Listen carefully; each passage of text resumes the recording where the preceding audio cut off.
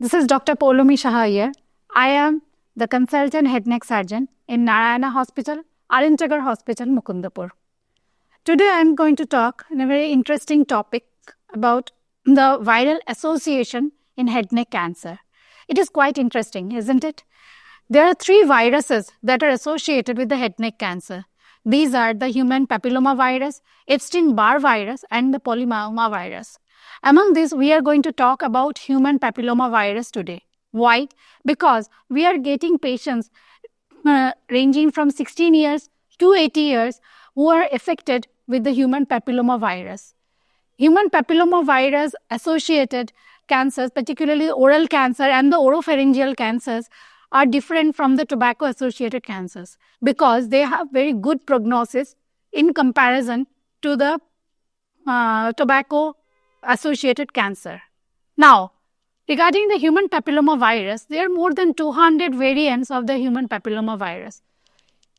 Any male or female during the sexual or reproductive life get infected by the human papilloma virus, and this virus is usually cleared from their body by their immunity within a period of 18 to 36 months. But there are 4 strains of the human papilloma virus. These are 6, 11, 16 and 18.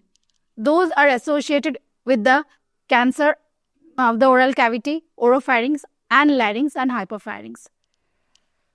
Why we are talking about the human papilloma virus? Because in India nowadays there is an increasing trend with human papilloma virus associated oral cavity and oropharyngeal cancer.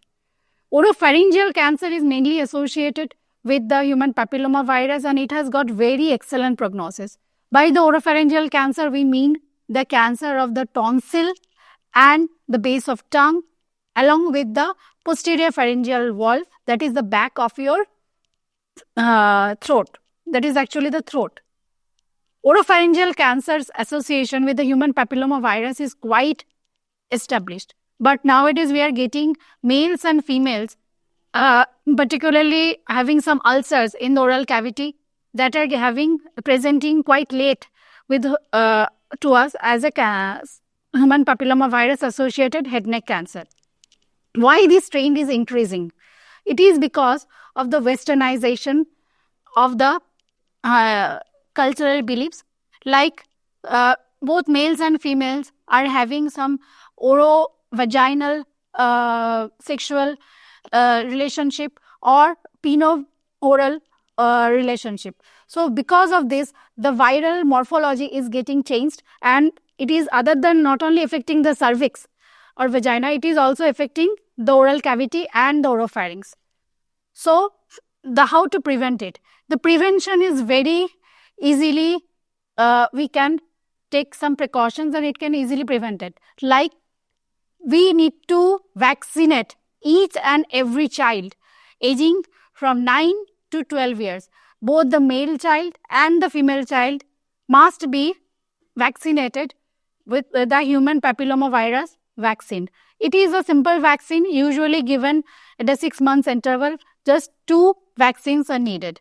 Second, always use some protective measures to prevent the spread of the human papilloma virus, like condom or some other barrier method, and safe sexual practices. These are the basic things one can follow to prevent the spread of the cancer. Even for if the cancer is already established and if a person is already having this kind of cancer, how will you identify it? It usually starts like a wart or a small ulcer in the tongue or any part of the oral cavity.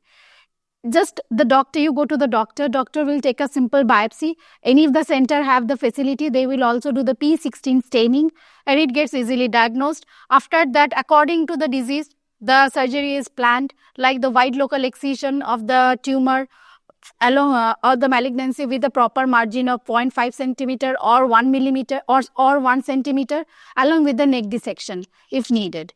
And the patient, after the disease morphology has been properly detected out, then after the biopsy report comes, then we send the patient for radiotherapy or chemotherapy. So my message is the prognosis is excellent in cases of the human papilloma virus associated oral cancer. So what you need to do is a simple awareness. Just you need to be aware of what you are going through, and just if you are having any symptoms, please report to your concerned physician or head neck surgeon. Thank you.